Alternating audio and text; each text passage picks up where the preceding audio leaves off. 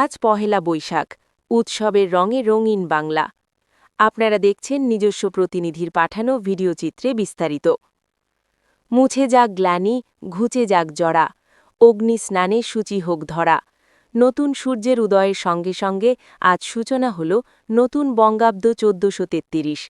পুরনো বছরের সব ব্যর্থতা, জীর্ণতা আর অবসাদ পেছনে ফেলে নতুন স্বপ্ন, সুখ ও সমৃদ্ধির প্রত্যাশায় আজ উৎসবে মেতেছে গোটা জাতি। ধর্ম, বর্ণ নির্বিশেষে বাঙালির এই সর্বজনীন উৎসব এখন প্রাণের স্পন্দনে রূপ নিয়েছে। ত্রয়োদশ জাতীয় সংসদ নির্বাচন পরবর্তী এক স্বস্তিকর ও গণতান্ত্রিক আবহে এবার বর্ষবরণ করছে বাংলাদেশ। বিশ্বজুড়ে যুদ্ধ ও অস্থিরতার নেতিবাচক ছায়া থাকলেও নববর্ষের এই ক্ষণ বাঙালির হৃদয়ে শান্তির বার্তা বয়ে আনছে। দেশের সীমানা ছাড়িয়ে বিশ্বের প্রতিটি প্রান্তে অবস্থানরত বাঙালিরা আজ এই মিলন মেলায় সামিল হয়েছেন। একই সঙ্গে পার্বত্য জনপদের বাসিন্দারাও তাদের ঐতিহ্যবাহী রীতির মধ্য দিয়ে বরণ করে নিচ্ছে নতুন বছরকে।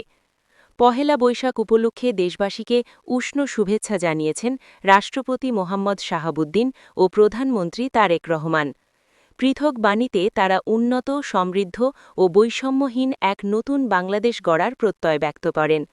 রাষ্ট্রপতি তার বাণীতে পহেলা বৈশাখকে অসাম্প্রদায়িক চেতনার উজ্জ্বল দৃষ্টান্ত হিসেবে অভিহিত করে বৈশ্বিক চ্যালেঞ্জ মোকাবেলায় সবাইকে ধৈর্যশীল ও দায়িত্বশীল হওয়ার আহ্বান জানান।